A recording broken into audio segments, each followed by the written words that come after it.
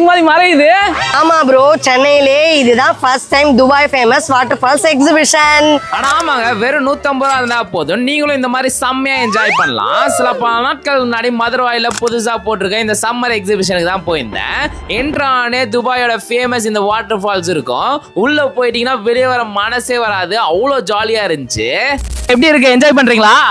நல்லா என்ஜாய் பண்றீங்க, செம்மையா இருக்கு.